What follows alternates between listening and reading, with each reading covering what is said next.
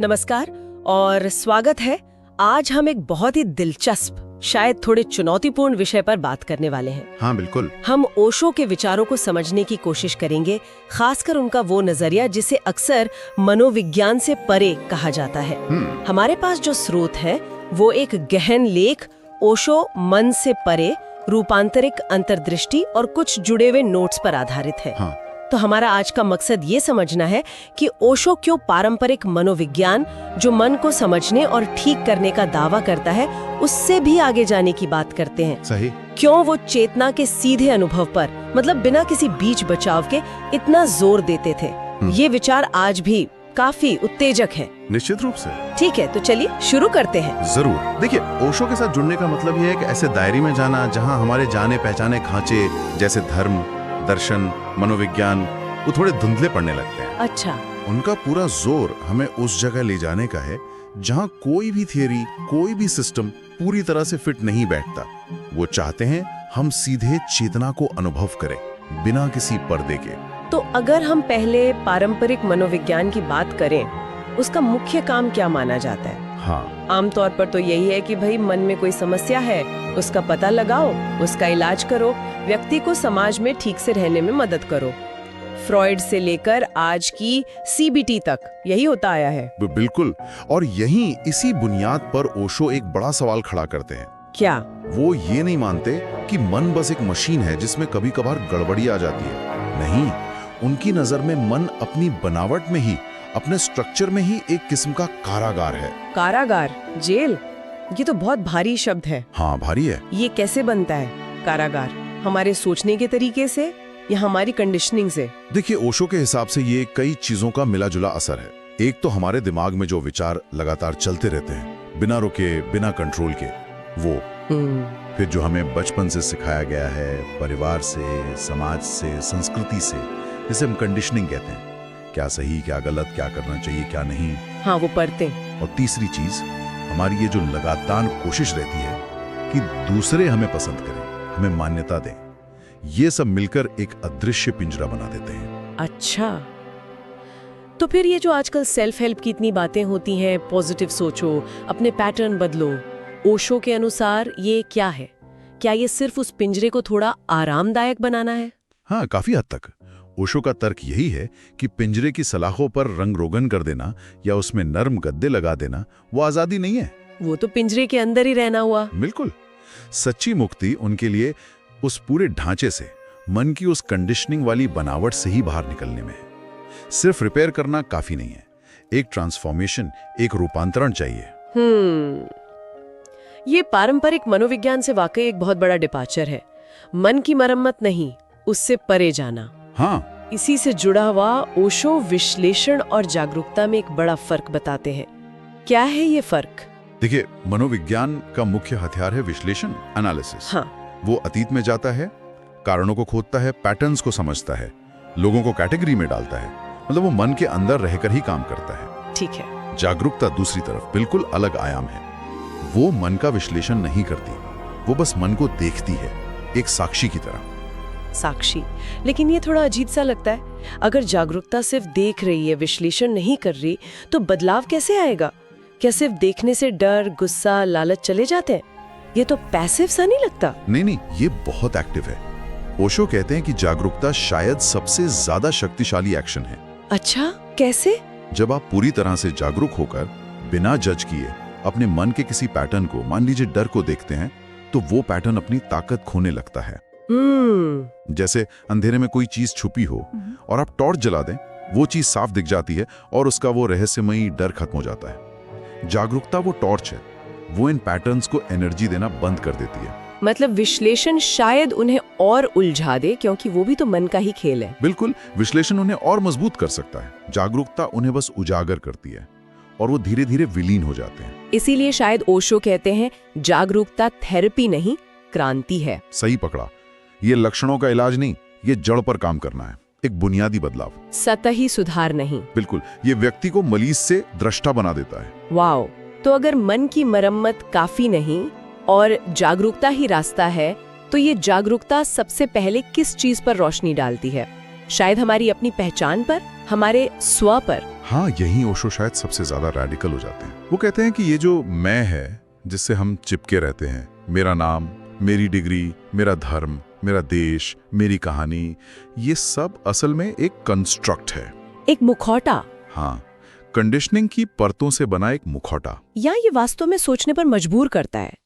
ये मुखौटे हमें एक पहचान तो देते हैं, शायद सुरक्षा भी। हाँ, सुरक्षा का भ्रम देते हैं, लेकिन ओशो के अनुसार ये बड़े नाजुक होते हैं, बदलते रहते हैं, और सबसे जरूरी बात, ये हम नहीं हैं। तो फिर इन नकाबों के नीचे क्या है? इनके नीचे वो कहते हैं शुद्ध चेतना है, जो किसी एक व्यक्ति की नहीं है, किसी इतिहास से बंधी नहीं है, वो यूनिवर्सल है, हम सबके भीतर एक जैसी। और यहीं शायद पारंपरिक मनोविज्ञान और ओशो के रास्ते एकदम अलग हो जाते हैं, क्योंकि फ्रॉयड, युंग, एडलर, इन सब ने भी तो मन की गहराइयों को एक्सप्लोर किया था। हाँ, फर्क बहुत बड़ा है।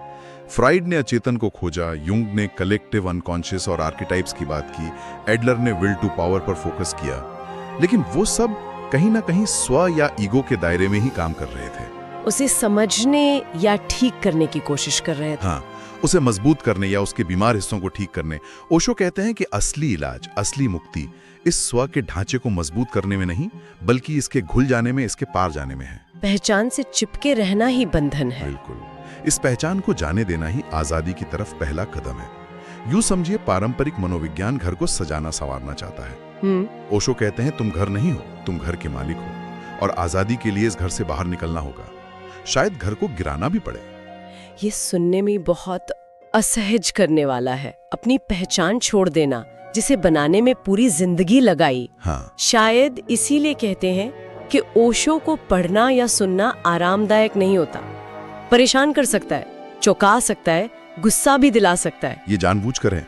वो अक्सर कहते थे, जैसा स्रोत बताते हैं, मैं तुम्हें सांत्वना देने नहीं आया हूँ, मैं तुम्हें जगाने आया हूँ। उनके शब्द कोई मीठी गोली नहीं है जो आपको अच्छा महसूस कराएं।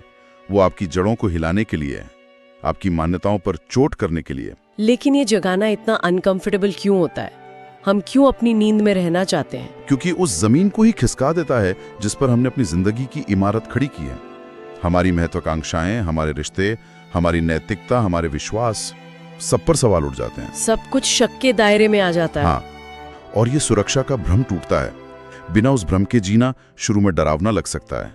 लेकिन क्या इस डर के आगे भी कुछ है? इस उथल-पुथल का कोई पॉजिटिव पहलू? जरूर, कुछ लोगों के लिए यही बेचैनी, यही सवाल उठाना एक ज्यादा सच्चे, ज्यादा ऑथेंटिक जीवन की शुरुआत बनता है। अच्छा, जहां वो दूसरों के दिए नक्शों पर नहीं चलते, अपनी अंदर की आवाज सुनते हैं जी। जहां वो कंडीशनिंग से मुक्त होकर सहजता से जीते हैं। मुश्किल रास्ता है पर मुक्तिदायक है। हमारे शीर्षक में शब्द है माइंड ऑल्टरिंग, यानी मन बदलने वाला। ये शब्द बड़ा महत्वपूर्ण लगता है। इसका क्या मतलब है? सिर्फ नए विचार देना या कुछ और? यहाँ क्या आकर्षक है कि ओशो का मकसद सिर्फ इंटेलेक्चुअल डिस्कशन नहीं है। हाँ, वो हमारी धारणा को, हमारे देखने के तरीके को ही बदलना चाहते हैं। उनकी बातें सिर्फ इंटरेस्टिंग होने के लिए नहीं है, वो ट्रांसफॉर्मेटिव होने के लिए हैं, हमारे मन की अवस्था को बदलने के लिए। इसका कोई उदाहरण दे सकते हैं? ये मन बदलना कैसे होता है प्रैक्टिकली? जैसे ओशो का एक मशहूर कथन है, तुम मन नहीं हो। हाँ, सुना है। सुनने में ये एक फिलोसॉफिकल स्टेटमेंट लगता है, पर ओशो इसे एक ध्यान की तरह देते हैं, एक चैलेंज कैसा? क्या आप सच में बैठकर अपने विचारों को आते जाते देख सकते हैं, जैसे आसमान में बादल, बिना ये सोचे कि ये मेरा विचार है, बिना उनसे पहचान जोड़े? क्या आप ये महसूस कर सकते हैं कि जो इन विचारों को देख रहा है वो साक्षी, वो दृष्टा, वो खुद विचार या मन नहीं है, वो कुछ और है, गहरा है। ये अभ्यास अगर ईमानदारी से करें तो वाकई बहुत गहरा असर डाल सकता है। ये उस कंडीशनिंग को तोड़ सकता है कि हम अपने विचार हैं, अपनी भावनाएं हैं। हाँ, ये सच में मन बदलने वाला अनुभव हो सकता है, क्योंकि ये सेल्फ इमेज को ही बदल देता है। बिल्कुल, और ये बदलाव किसी नए बिलीफ से नहीं, सीधे अनुभव से आता है। देखने का ढंग बदल जाता है, न कि सिर्फ क्या देखा जा रहा है। अब अगर हम आज के कॉन्टेक्स्ट में देखें, 21st सेंचुरी, मनोविज्ञान एक बड़ा विज्ञान है कि इंडस्ट्री है। हाँ। थेरेपी है, दवाइयां हैं, मेंटल हेल्थ पर बहुत फोकस है। हाँ। इस माहौल में ओशो की ये विचार कि मनोविज्ञान से परे जाना है, क्या ये आज भी रेलेवेंट है या आउटडेटेड हो गए हैं? अगर हम इसे बड़ी तस्वीर से जोड़ें तो शायद ये पहले से भी ज्यादा रेलेवेंट लगते हैं। अच्छा, कैसे? देखिए, आज के जो तरीके हैं, साइकोथेरेपी, दवाएं, उनकी अपनी जगह है, अपना महत्व है, वो बहुत लोगों की मदद करते हैं। हाँ, बिल्कुल। लेकिन वो अक्सर इंसान के गहरे अस्तित्वगत सवालों को एड्रेस नहीं करते। जीवन का अर्थ क्या है, मैं यहाँ क्यों हूँ, सच्ची खुशी कहाँ है, भीतरी आजादी क्या है। तो ओशो आज हमें क्या याद दिला रहे हैं? वो हमें याद दिलाते हैं कि इंसान का अनुभव सिर्फ क्लिनिकल लेबल्स या केमिकल इम्बैलेंस तक सीमित नहीं है, और सच्ची मुक्ति, वो गहरी शांति, वो सिर्फ लक्षणों को दबाने या एडजस्ट करने से नहीं मिलती। मानव आत्मा ओशो के अनुसार सिर्फ नॉर्मल होने के लिए नहीं तड़पती, वो जागने के लिए, अपनी पूरी क्षमता में खिलने के लिए प्यासी है। तो इस सारी बातचीत का निचोड़ क्या है? क्या सार निकलता है उन लोगों के लिए जो ओशो के इन विचारों से पहली बार मिल रहे हैं? निचोड़ ये है कि ओशो का मनोविज्ञान से परे जाने का बुलावा सिर्फ साइकोलॉजी की अकादमिक आलोचना नहीं है, ये उससे कहीं ज्यादा है। हाँ, ये उस कंडीशनिंग वाले सीमित मन की पूरी संरचना से ही बाहर निकलने का निमंत्रण है, उस जेल से निकलने का। मतलब जहाँ पारंपरिक मनोविज्ञान घर की मरम्मत करता है, उसे रहने लायक बनाता है, वहाँ ओशो याद दिलाते हैं कि तुम घर नहीं, मालिक हो, असली आजादी बाहर है।